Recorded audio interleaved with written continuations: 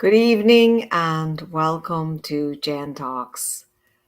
As you know, if you've been listening to my last couple of talks, I have been just getting my head around streaming to Instagram at the same time live. So I think I've started to master it now, hopefully. Anyway, welcome back. And I am following on from my last talk, which was part 3 of a 3-part series on how to build your self-esteem. And I finished talking about values and visualization. And I felt like the values exercise at the end that I was introducing was kind of a little bit rushed because I was running out of time. So I said, you know what? I know I said I talk about self-talk, but I'm going to add this one in as a little special extra on the values exercise. And really, I'm going to talk you through how to find your core values, but also, more importantly, why that is important to us in reaching our potential, in really living your life authentically. I know that's a kind of buzzword at the moment, but just being true to yourself. So I think I'm going to start with why it's important, and then I'll finish on how to do it. And I am happy to send anybody a values exercise that wants to send me a message. They don't have to post it in the comments. You feel free to contact me privately. I know often I'm talking about sensitive subjects, so I completely understand if people don't want to comment.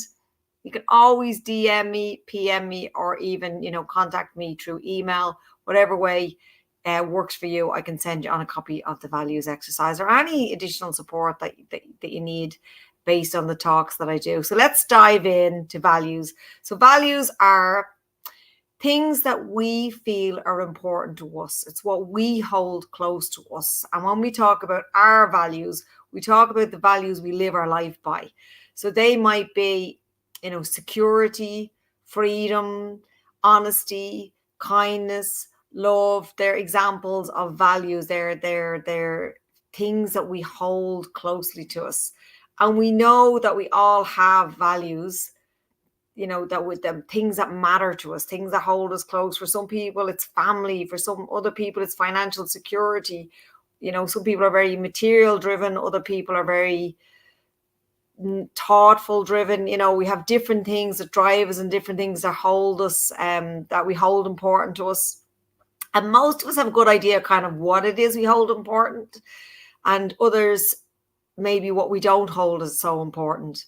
And what I'm really interested in getting to know are what are known as your core values. So if you think about it, when I'm doing this exercise with a student, because I'm very visual myself, I think of it like a picture of a flower. So if you could imagine, the inside of the flower represents your core values.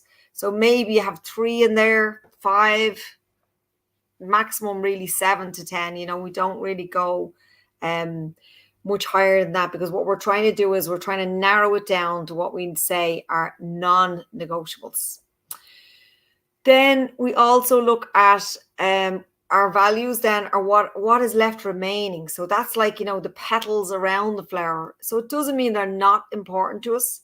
It just means they're not as important. They're not non-negotiable. So if I was to tell you my core values, they would be honesty, love, kindness, and freedom. And although they sound like, okay, well, sure, everybody has that. What I mean by that is, and actually, sorry, I forgot one of the most important ones for me is fairness. And if I was to, what I mean by them being non-negotiable is when the value of fairness is a non-negotiable for me, what happens is when I see something that's unfair, or I feel unfairly treated, that's when I feel completely triggered.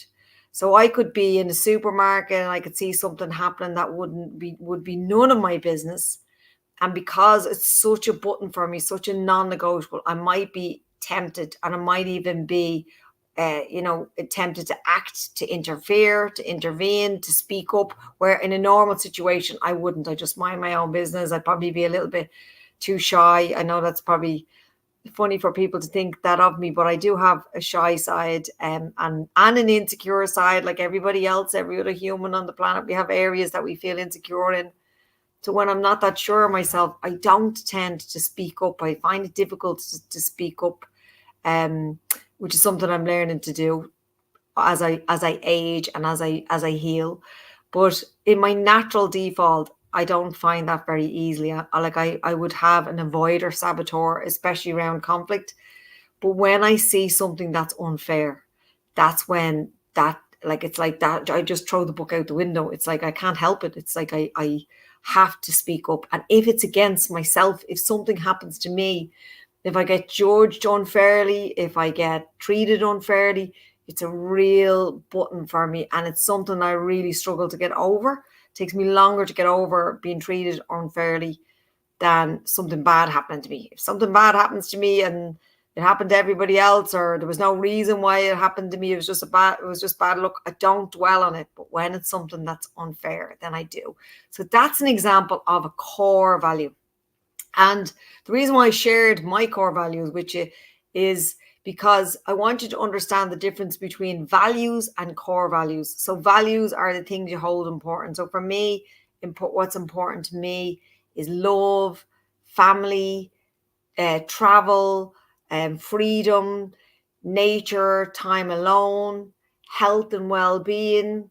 There's lots of things that are important to me, but not all of them that I've mentioned are core values. So when they're core, it means they're right. You feel it in your core, you feel it in your gut when they're being trampled on, when they're not being honored, they're not being met.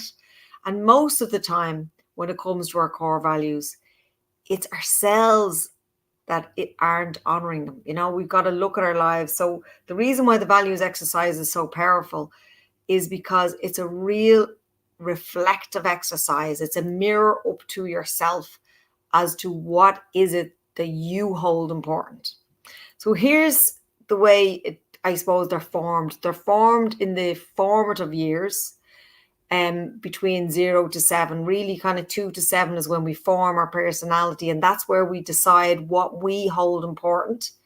It's usually taught to us through our environment and our conditioning, and it very rarely changes. So I could do a values exercise with you at the age of 12, 22, 32, 52, and they're very unlikely to change. But particularly as adults, in your adult ages, what you hold important, what you truly hold important, is very unlikely to change. So when we get to know the core values, then the next question, of course, is how are you living your life in honor of these values? Like, are you living your life in honor of these values? Or if you were to live your life in honor of all these values, what would your life look like? So if I was to take a step back and say, okay, well, I mentioned fairness, I mentioned kindness, I mentioned honesty. When I first did a values exercise, I had to look at that in my life and go, like, am I living my life in line with honesty, fairness, kindness? And if in the areas that I'm not, I am, or I haven't, I need for me to make those changes. Like what, and also to understand the things in my life that weren't making me happy, that I was struggling with, were because those values weren't being met. So you might look at the workplace and say, if you were in a job that the workload was too heavy, everybody else was doing half the work and you felt like you were doing all the work. Well, straight away, there's your fairness value not being honored, and that would make you realize why you can't be happy in that position. So one of the things about finding out about your core values is that when you know what they are, then you can start to look at relationships, job opportunities, family relationships, situations, friendships where the values are either being honored or not being honored. And when you look at it through that lens, when you look at through like a relationship or a friendship, and you say to yourself, okay, so how is honesty being honored? Or how does honesty show up? We don't even have to say honor. Like how on a scale of 1 to 10, how honest is my relationship with this person? how does it show up in our relationship? Does it show up in me? Am I a fully honest person in this relationship? Are they a fully honest person? And honesty is not always about like, are they telling lies? You know, it's not the schoolgirl version of honesty. Honesty is, am I being true to myself? Am I being honest to myself? Am I wearing a mask with this person? Am I speaking my truth? Do I feel comfortable enough to speak my truth?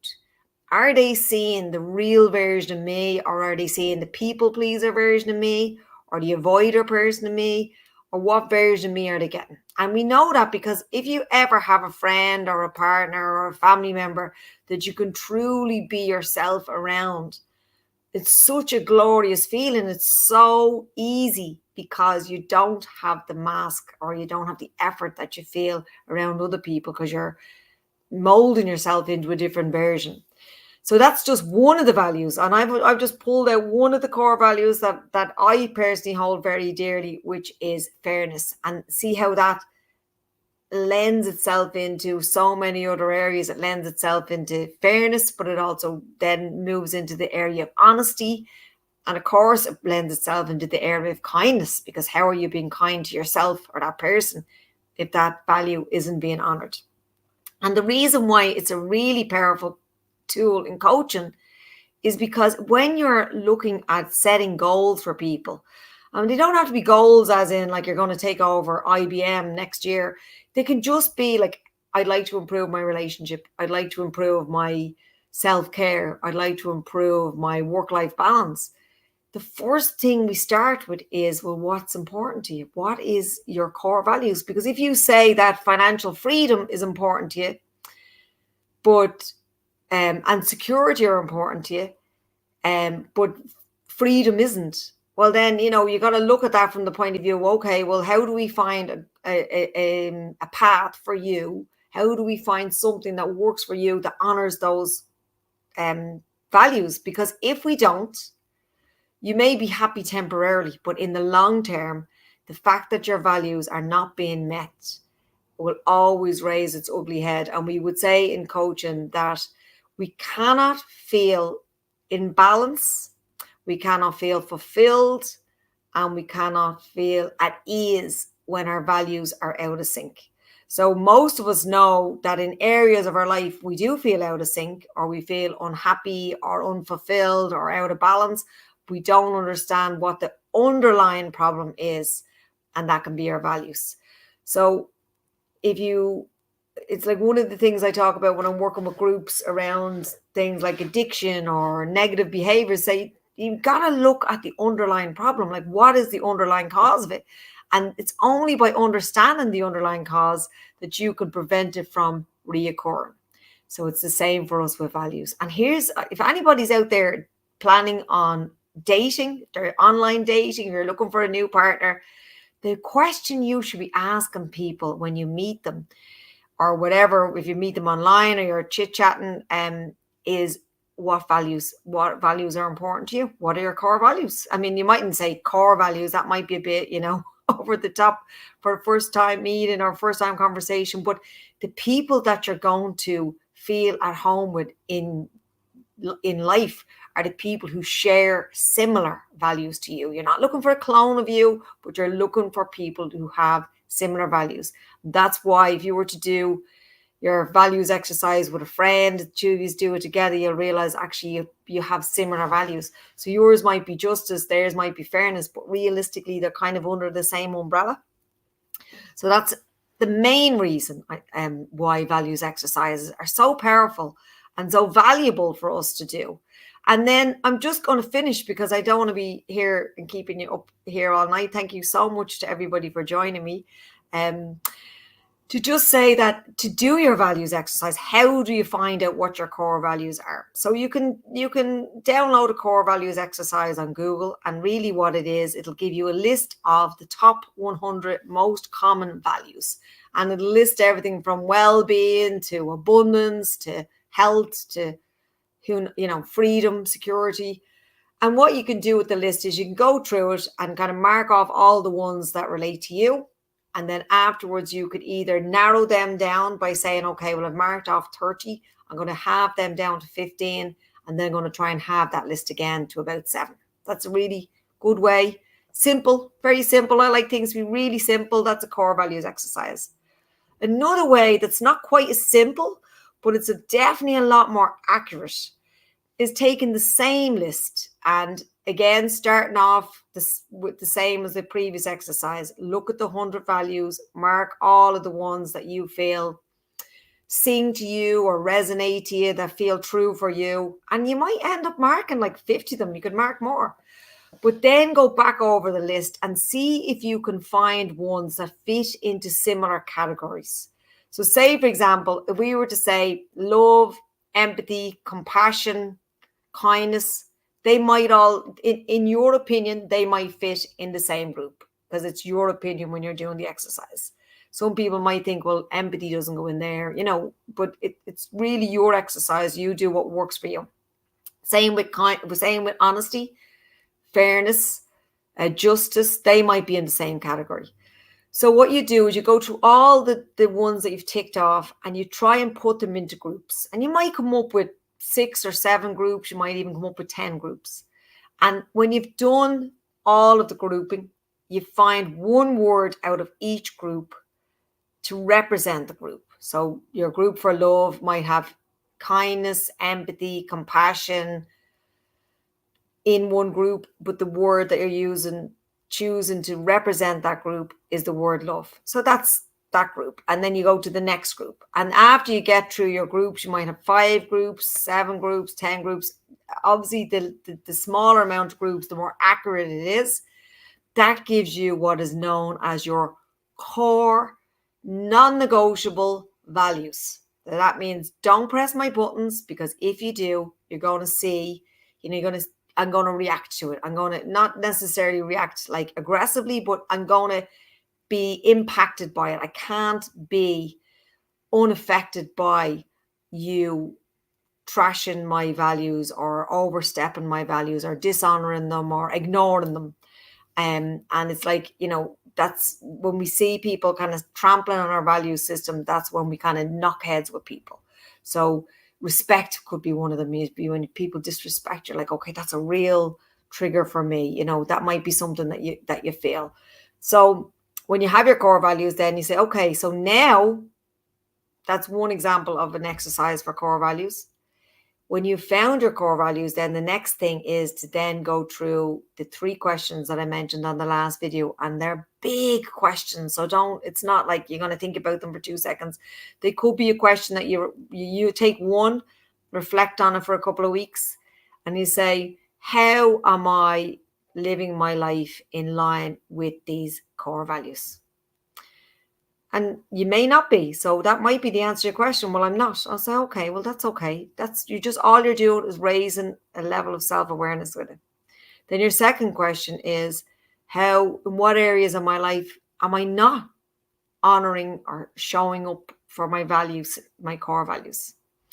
And then the third one is the most powerful of them all, because we're always visualizing into the future from the ideal perspective. What would my life look like if I was to live my life in honor of all my core values? And what I do, because I'm a visual learner, is I see that as a picture in my mind. I see what it is in my life. How is my life going to be different that is going to nurture me or bring me the fairness, honesty, kindness, and love that are in line with my core values? And from that, then, that's where you move into, okay, well, what actions do I need to take to move me that little bit closer to my ideal outcomes? So I hope that's helpful for you. It's a big piece, the values exercise. If you need any help with it as you're doing it, don't be afraid to message me. I wish you the best of luck with the exercise. I am going to, I suppose, finish up. Like my next talk will be talking about self-talk and the way we speak to ourselves. But really, I'm coming at it because I've done talks on here, and they are in the folders on JenTalks around self-talk, negative self-talk and positive self-talk, and really just kind of how to control that talk. But I want to come at it from, I suppose, a deeper level for my next talk. And it's going to be talking about it through the lens of your true self versus your ideal self. And that ideal self is like the ideal self that kind of consumerism projects onto us, like we should be like this and we should be like that. So it's like bringing it back to your true self. And the first layer of your true self is actually your core values. What do you truly value in life? And how can you live in line what's important to you? So that is all from me for tonight. And I'm going to wrap it up here. And I look forward to connecting with you all very soon. Thank you again so much for joining me. And I'm going to call it a night and take it from here. All right. See you guys. Thank you. Bye.